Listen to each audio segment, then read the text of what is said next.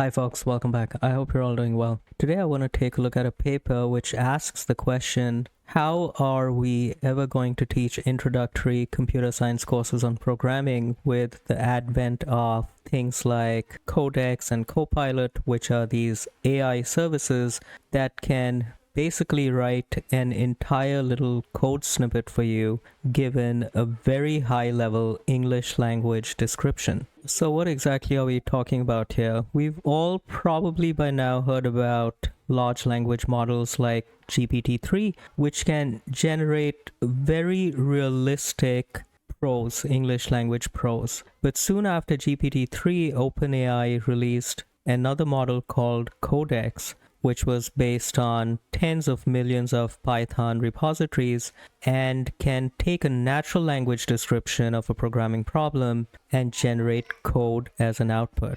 To give you an example of what these kinds of models are capable of, let's look at this example.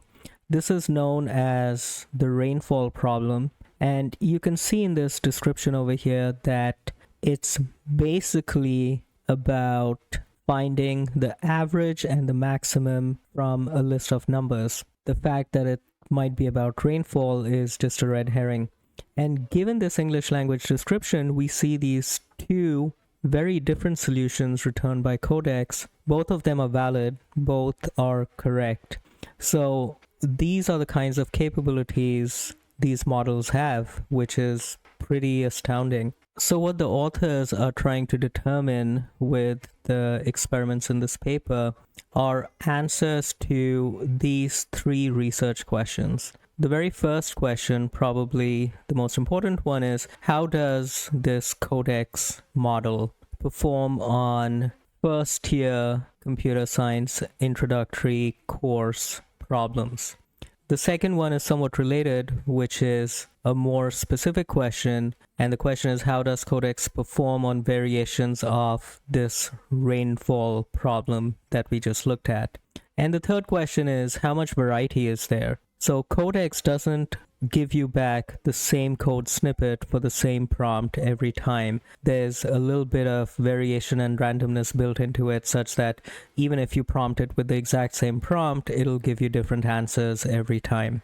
What the authors did was take a bunch of problems from first year Intro to CS courses and use them as prompts to Codex and see what kind of solutions they got back. Those solutions returned by Codex were graded in a manner very similar to the manner in which student submissions are graded, which is that they were turned into an automated system which ran a bunch of unit tests against those solutions. And if all the unit tests pass, you get full points for that question. If even one unit test fails, you get 0.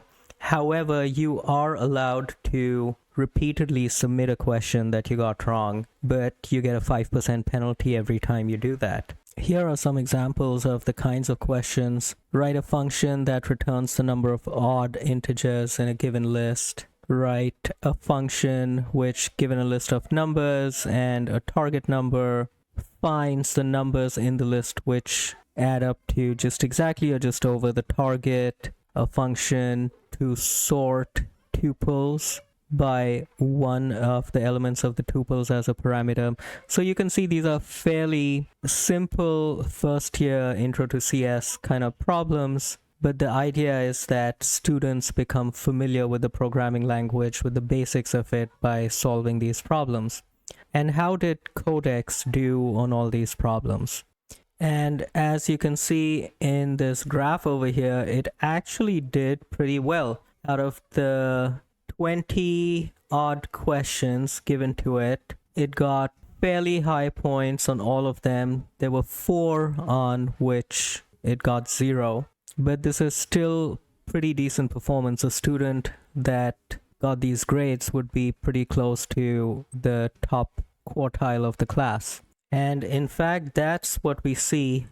Since the questions were taken from 2 sets of tests, we have one on the x-axis and one on the y-axis, and the circular dots are scores of actual students in those classes, and this red asterisk is how Codex performed. So ranked along the 71 students that were actually in this class, Codex would have landed in the top quartile of this class. So that is not bad at all, especially given that Codex is a new thing and it's only going to get better with time. The third research question that the authors wanted to ask was, what is the variance in the solutions generated by Codex? And why would you even want to know? The reason is that most of these automated grading systems are also hooked into plagiarism detectors, and they all depend on detecting similarity. And what they found was that Codex actually has a fair amount of variation. So like we saw earlier, it will return a different solution for the same prompt if you ask it multiple times. And here we can see some stats on it. This graph over here is showing the lines of code per variant, and you can see that there's a fair amount of variance in the solutions. This table over here is showing us a more qualitative range of variety within the solutions, whether it uses while loops or for loops, how many passes over the input data it does, and so on. And you can see that across a wide variety of programs for the same prompt, it does come back with a decent variety of solutions. It's just not spitting out the same solution every time. Okay, so the authors have established that these models are pretty good. They are available pretty easily to most students by now. And like they say over here, we cannot put the genie back in the bottle. The question they're really worried about now is, what does this mean for first-year Intro to CS courses? These models are generating good, legitimate, correct solutions. They have enough variety to beat most of the automated plagiarism detectors that universities use.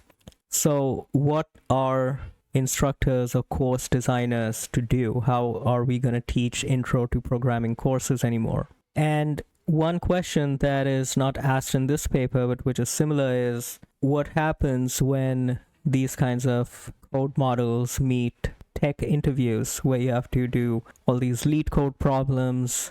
They also form a pretty well-known set of problems similar to these Intro to CS problems. And a lot of these interviews are done remotely now, so it's entirely possible for a candidate to just keep looking up Codex while they're doing their interview. But anyway, that's a tangent. This paper is focused more on the academic use case. So what the authors are suggesting is that we essentially have to design our instruction keeping in mind that capabilities like this are widely available. One suggestion they have is to focus more on code review and to make students analyze different code snippets, try to look at the variety of solutions to a problem, weigh the pros and cons of each, and learn about the idioms and various capabilities of a programming language that way. They do acknowledge the many downsides of this, which is that if students always rely on things like Codex, how are they going to internalize the fundamental concepts of programming and of a specific language? And also, if Codex happens to generate incorrect programs or happens to generate programs that are not idiomatic to a particular language, that might instill bad habits in the students. The authors are also surmising that even though Intro to Programming courses so far are very heavily tilted towards a large number of simple problems to solve, perhaps the wide availability of things like Codex is going to push instructors more in the direction of crafting more complex and more unique assignments. So I don't think we end up with a bunch of neat answers on how to deal with this oncoming spate of readily available AI models to generate code. The authors examine some of the challenges and opportunities in this paper, but the fundamental truth is that courses will still need to adapt in the way they assign questions, the types of questions they assign, and how those answers are graded. I hope you enjoyed that and that gives you some food for thought. I will see you all next time. Thank you very much.